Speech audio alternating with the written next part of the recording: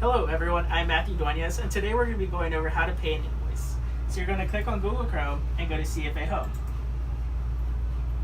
Enter your credentials and log in.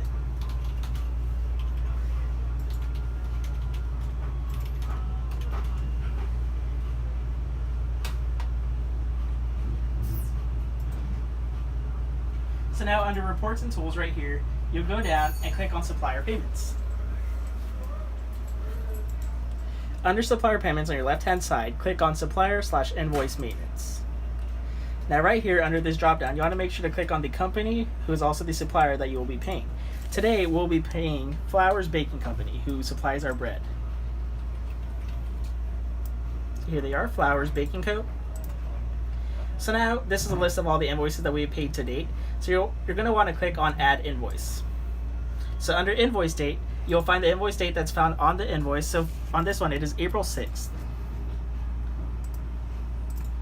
On the invoice, you'll also find the invoice number. So we have to enter that and the invoice amount. So on the invoice number on this one will be the ticket number.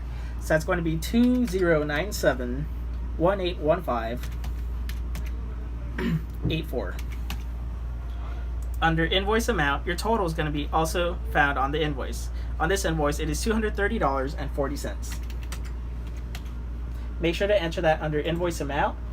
And next, you'll be going to the categories. So under categories, you want to make sure to enter the amount under the appropriate category that you will be paying it under. So this is a bread invoice, so we will be paying this through the bread account.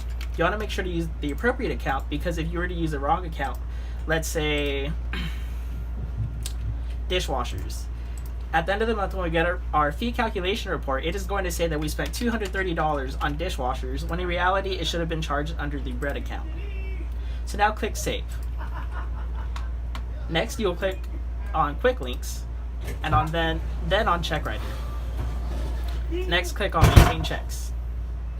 Under Select a Value, click on Supplier, and then click on Print Checks. Next, you will click on Select the Invoices to Pay.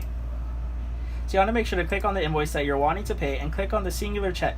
If you click on the double check, it will transfer all invoices on the left-hand side into your payment queue.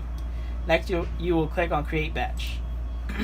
So this is where the Send and the Print Locally button appear. So this means that if you click on Send, it'll send the check through the mail to that company. If you select Print Locally, it'll print the check. It'll give you the option to print the check here in this very moment. So you want to send it through the mail in this scenario. And next you'll click on the envelope tile. Now this is just saying to double verify that the checks are going to be generated today on the 6th of April and that all checks will be mailed to the vendor address. And you click on OK. And now you have successfully paid Flowers Baking Company.